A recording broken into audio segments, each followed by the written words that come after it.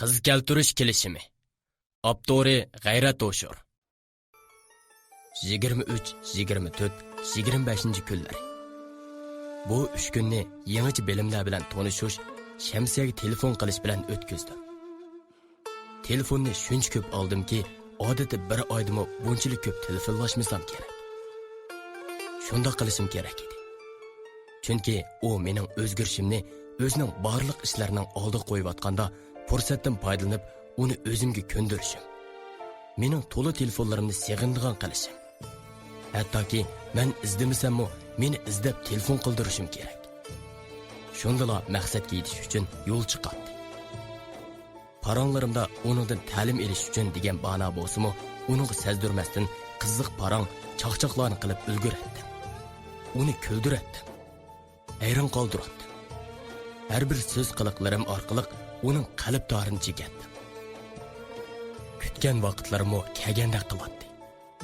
Biz ko'rishmay telefonlashayotgani 3 kun bo'lganda uning 2 soat telefon qilmaydim, o'zi telefon urib qoldi. Orada bir oz jimjitlik hukm surdi. Sukutni u buzdi. Gaplaringizning davomi chiqmaydi-ku. O'quvchining ustoziga nima so'zi bor deysiz? Bo'ysunaman shu. Yana bir gap, kechda vaqtingiz bo'lsa ko'rishaylikmi degan. Hech ish bo'lmasa-mu, qasdiniga o'ylanib so'zlayotganini do'rab, bir oz saqiltib javob berdim. Afsus, kechda uydagilar bilan bir yak berishni kelishib qo'yibdi ekanmiz. Bo'z qandoq deysiz? Dam olatdim shu. Yaxshi ekan-ku. Men dam olaman. Sizdan ko'proq ta'lim olalig'idekman. Qani qarab boqayli. Undaqda vaqt chiqara olsam sizga telefon qilaman. Telefoningizni saqlab ko'zim tilib ketmasin amsa. Bo'ladi. Vaqt qistab qilyotdi. Ikki o'limtik oldida o'zimning kim ekanligimni ko'rsatib qo'ymasam bo'lmaydi. Bo'lmasa ular texmi bo'p beradi.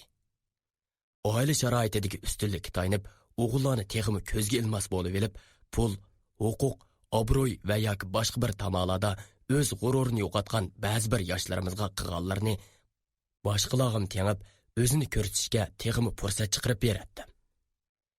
Jintaklarni chekib beqish uchun telefon urdim. Vah, yangilik-ku. Sizlar o'g'itvatmamsizlar mana. Sizlarni yangish uchun hammani o'rganmasam bo'lmaydi ekan. Undaqchi, obdan o'gining. Gap kelayli. Mening qutish deganga faqatli ko'zim ilmadi. Bunda qiliqsiz chaqchaqlarni qo'yib, bo'ldi qilsaq, sizlarga buning uchun choy qo'ysam bo'lmamdi. Bo'ladi.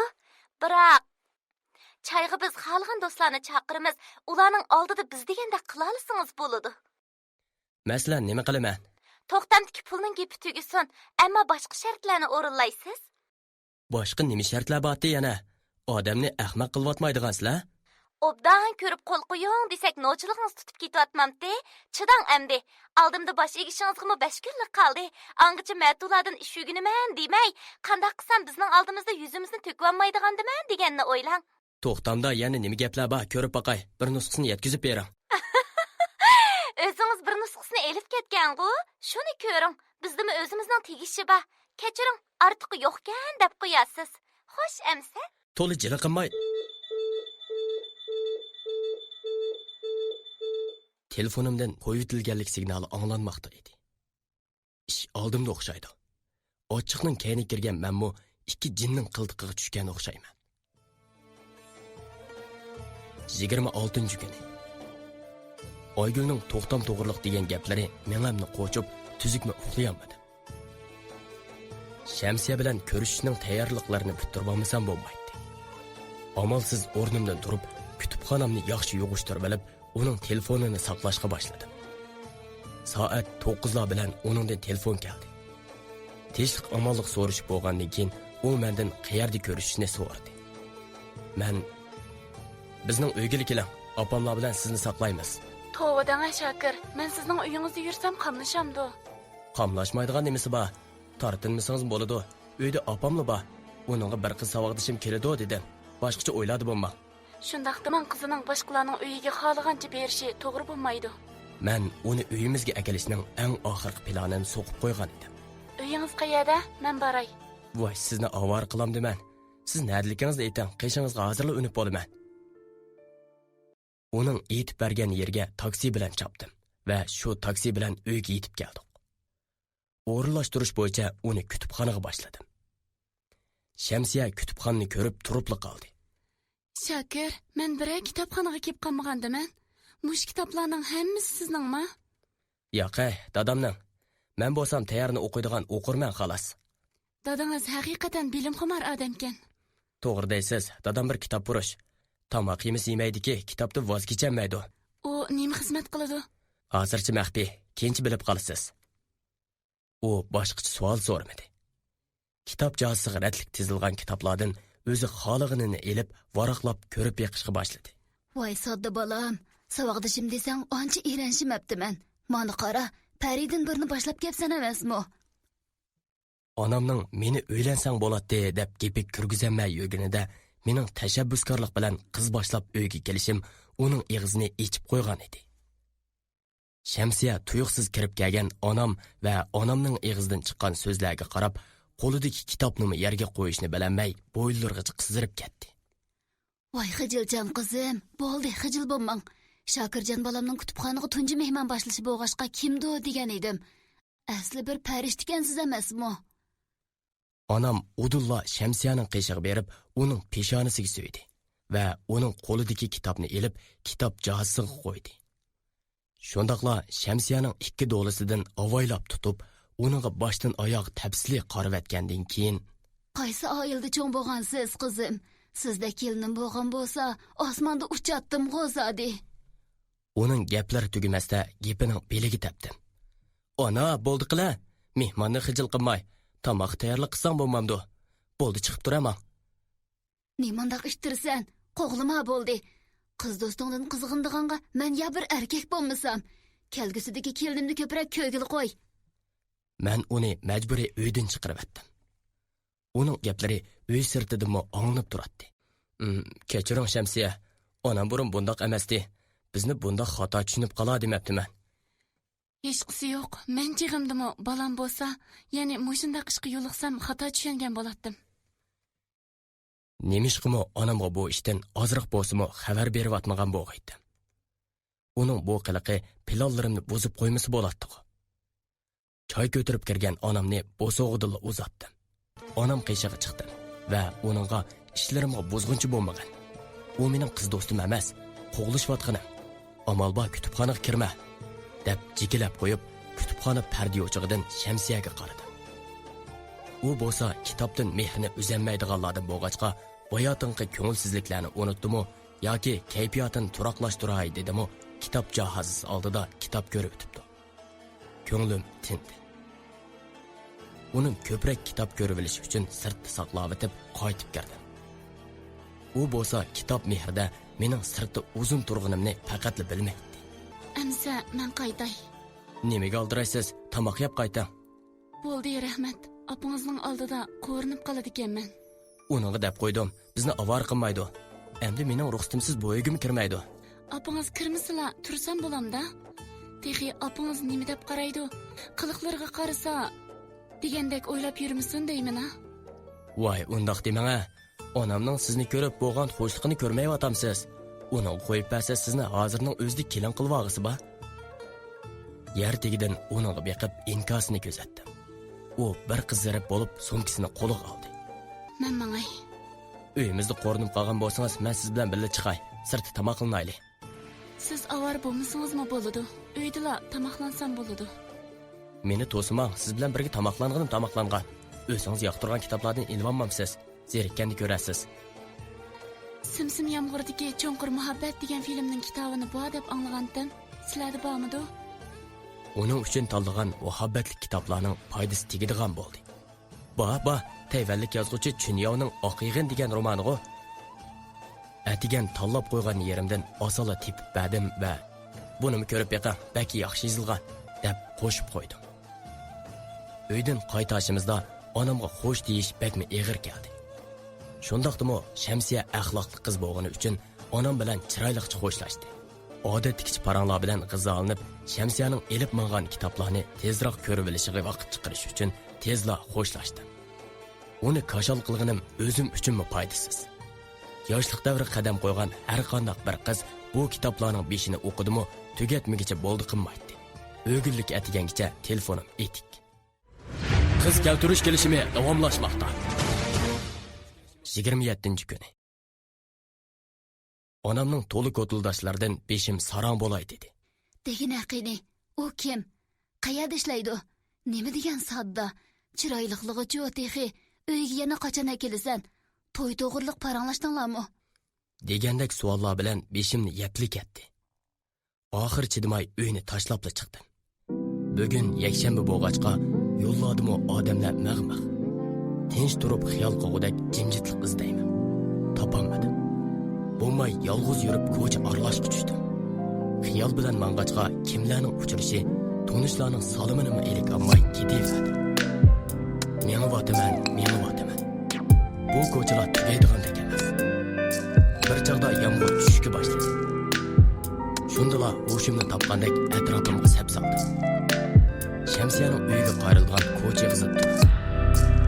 Aslida ko'cha oralamay, o'sha atrofda cho'gilab yurgan bo'lsam kerak.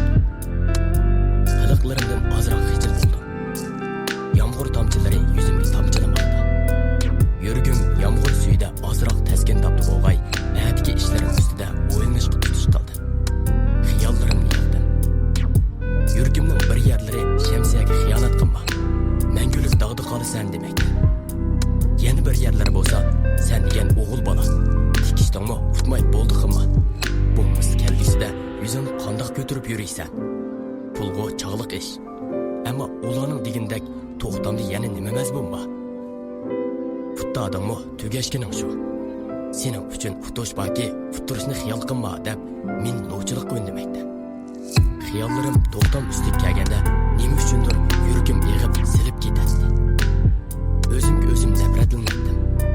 Men er kishi qarab turib ochchiqning kayni kirib bir to'xtamga qarab qo'ymay imzo qo'ygan bormi?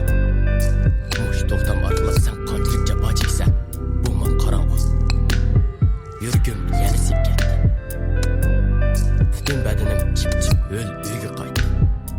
Onamning hayronliklari, dadamning bu yoqqa kel deyishadigan qarangmiz bor deb chaqirishlariga quloq solmay yotoq uyimga kirib oldim va eshikni ichidan taqab o'l kiyimlarim bilan karvat o'zimni tashladim. Onam dadamlarning eshik chekishlaridan bezor bo'lib vaqtirdi. Odamni bo'ch bezor qilmay, meni biroz yolg'iz qo'yinglar. Ularni jimidi.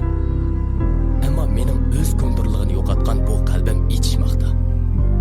Boyadan yomg'ir suvi oqqan yuzlarimda yosh tomchilar oqmoqda. Butun badanim cho'g' bo'lib yonmoqda. Men nima bo'ldi? Zodi nima bo'lmoqda?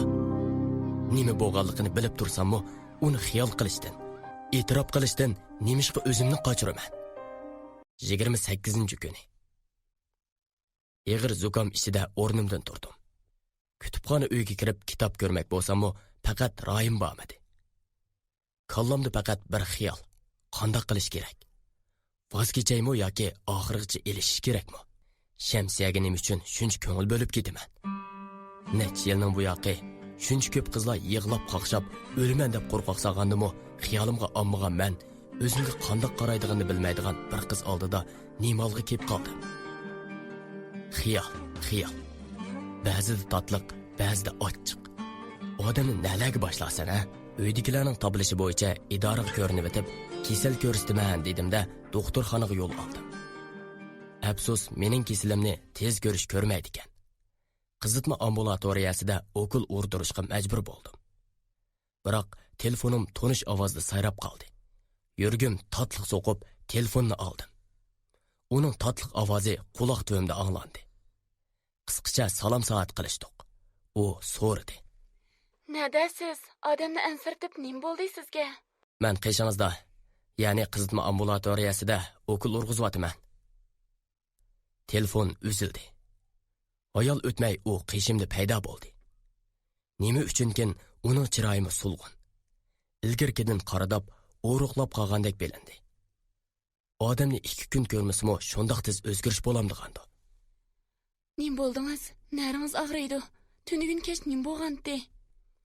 Uning savollariga javob bermay, yana ozroq chidisamla u yig'lab soladgandek qilib turardi. U nimishq tunugun kishimni so'raydigandi. Meni ko'rdimi ya? Meni tunugun ko'rdingizmi? Ko'rdingizmi? Men sizni emas, bir sarangni ko'rdim. Boshqalar chaqirsimi, vaqirsimi pisand qilmay yomg'irga chilishib yurgan talvi qaramni, aziz tinini avaylamay yurgan olajo'qi birini ko'rdim. U so'zdan to'xtadi. Meni ko'rganligi aniq edi. Uning meni o'sha holatimni ko'rishi men uchun uning gap tashlashimning yaxshi fursati edi. Ammo men undaq qilmadim. Qayerda ko'rgandingiz? Shunchalik vayronimikanman? Bizning uyga qayriladigan do'qmishda. Amsi ko'rishmabsiz-ku. Ko'rishish? Sizni so'qivatsammi qaramay, chaqirganimni anglamay yursangiz, to'g'ri yevmagan bo'g'iytingiz? To'g'adanga bir ish kallamni kirib shundoq bo'lib qolgan o'xshayman. Nima ishdi u? Yomg'irda hushim topolmaydigan qilib qo'ygan. Bo'ldi, so'rama, keyinchi deb beray. Shaxsiyatingizga taqishid ekanda, qaysi qiz tashlavatdi? Aygul emas-ku? Aygul? Qaysi Aygul deysiz? Qaysi Aygul bo'ladi?